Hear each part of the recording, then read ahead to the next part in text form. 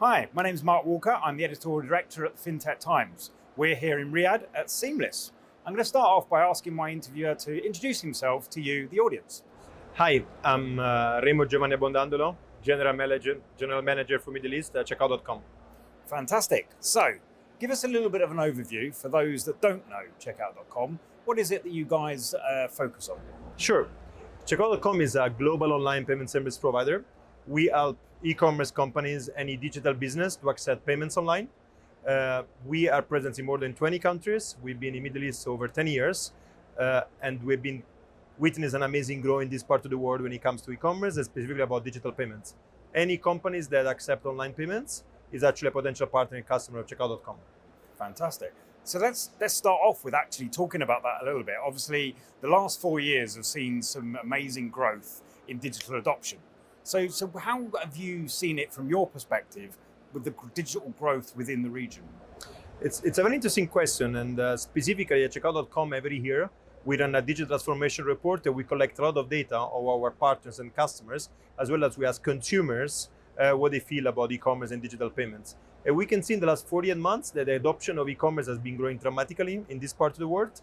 Specifically, if you look at the last 48 months, we can see that over 90% of the consumers, they shop online at least once per day, which means also if you look specifically about Saudi Arabia, where we are today, 180% growth of people that actually shop at least once per week. That's really interesting, isn't it? Because obviously, without wanting to keep talking about the C word, COVID instigated an awful lot of people move into online retail. But you're now seeing that actually that growth is still continuing, even now that those restrictions have been lifted. Absolutely. COVID, I think, was just accelerating a growth that was already happening. If you look just last year, we see a growth on volume of 78% year over year, and definitely we cannot attribute this to COVID. So essentially, no, we continue to see a consistent growth. And if you look at the outlook for the next 12 months, as our consumers are telling us, 53% of them, they were expecting to shop even more online. Okay. And do you think that is a situation which is sort of specific to Riyadh because of its younger population, or is that same across the whole of the MENA region? We do see a lot this in all the Middle East, specifically in Saudi and UAE. Admittedly, Saudi is probably the country which we see as the highest growth.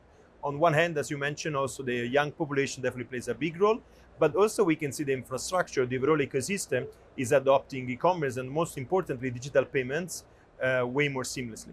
Yeah, and I guess obviously looking at comparisons, which I like to do between, say, Europe and the GCC region, there's probably more growth in this region.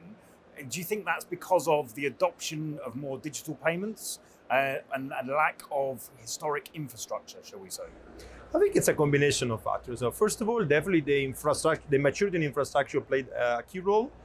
We've been in the region for 10 years and we witnessed the amazing growth of the ecosystem. I remember back in the days where MADA, the local payment scheme, was enabled for e-commerce transaction. That massively increased the adoption of e-commerce because suddenly a lot of people actually can shop online with a payment method that they already had in their wallet. And also we can see there is more efforts from the regulators and all the players in the ecosystem to accommodate more players to come in the country and at the same time to enable more digital payment solutions. I'm thinking about digital wallets such as Apple Pay, Google Pay, and homegrown wallets such as STC Pay. They obviously increase the adoption. Quoting also some numbers from our report, we can see like 4 years ago, cash was over 40% used as a payment method for e-commerce transaction. Now it's less than 13%, which definitely is telling us that the world is moving in one direction, which is more digital. More digital. And you've obviously mentioned the regulatory landscape. Obviously, SAMA is probably one of the most forward-thinking regulators in the region. Do you think that their embracing of new technology has helped create trust in the new digital payment system? Absolutely. If you look at some of the top reasons why consumers are afraid to shop online, they still mention fraud as a number one reason of being afraid.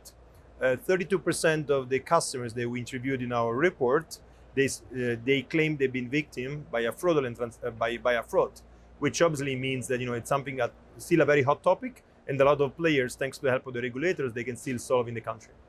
Fantastic. And you also mentioned there, obviously, cashless. And, there is no denying that the world is moving to more of a cashless society. Do you think this region is ahead of the curve on cashless adoption? I think this region catch up extremely quickly compared to any other part of the world. And now you can go around Riyadh in Saudi, you can go around any other place in the GCC with almost no need to pay with a note. So digital payment is definitely become the most favorite and most convenient payment method. And it was also thanks to the efforts of many people in the ecosystem.